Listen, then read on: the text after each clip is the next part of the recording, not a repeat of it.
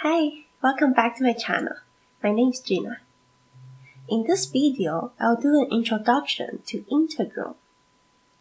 In my last video, we've talked about the limit of a Riemann sum, which gives us an exact value of a sine area.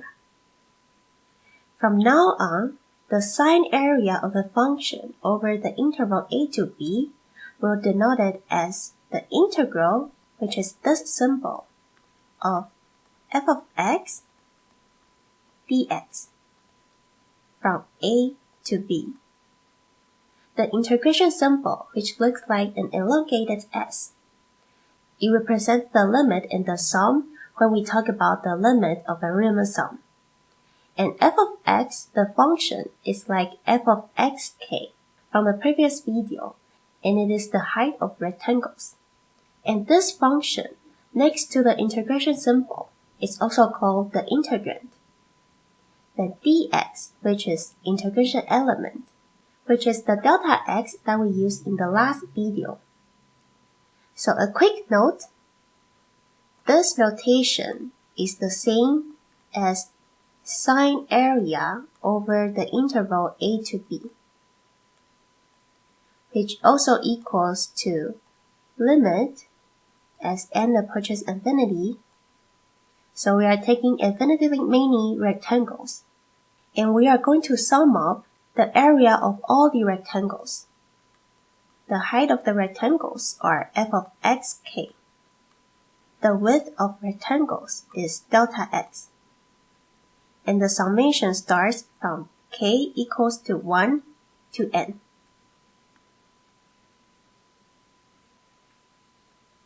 The fundamental theorem of calculus states that if f of x is a continuous function over the interval a to b, and suppose the capital F of x is an antiderivative of f of x, then the integral of f of x from a to b is its antiderivative from a to b. This vertical bar means that we are taking the difference of the function from the upper bound, so the capital F of x evaluated at b, minus the value of the function evaluated at a. So here shows the relationship between f of x and capital F of x. From the capital F of x to f of x, we take the derivative.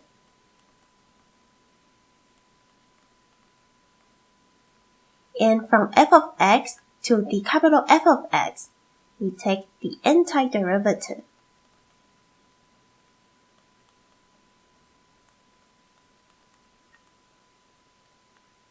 Which is another name for integral.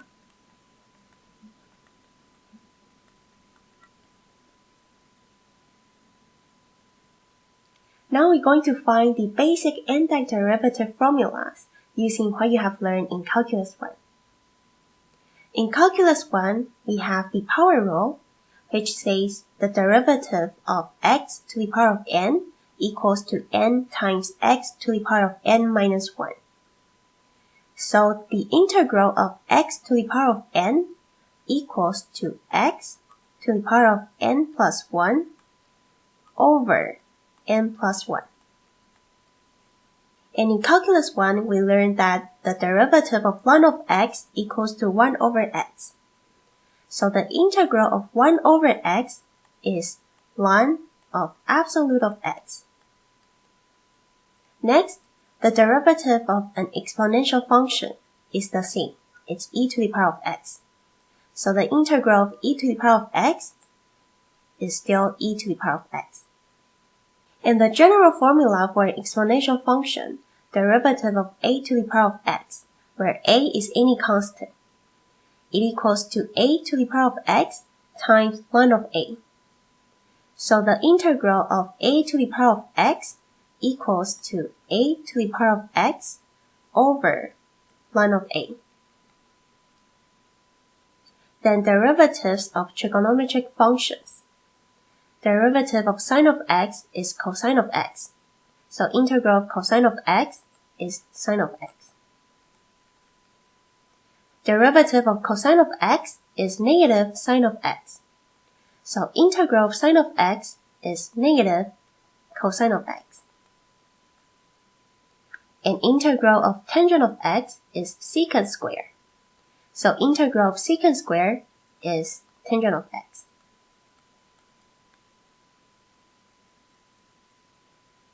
Here are a few more basic antiderivative formulas.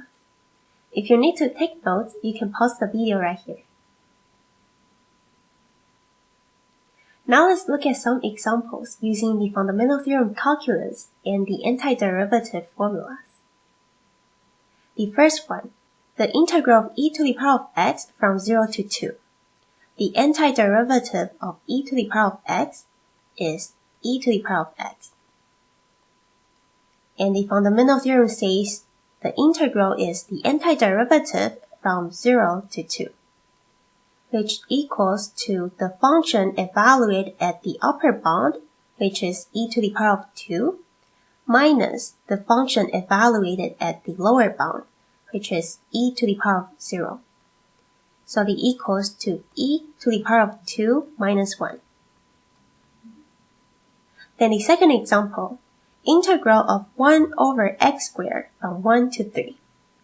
Similarly to the power rule, we need to rewrite the integral in the form of x to the power of n.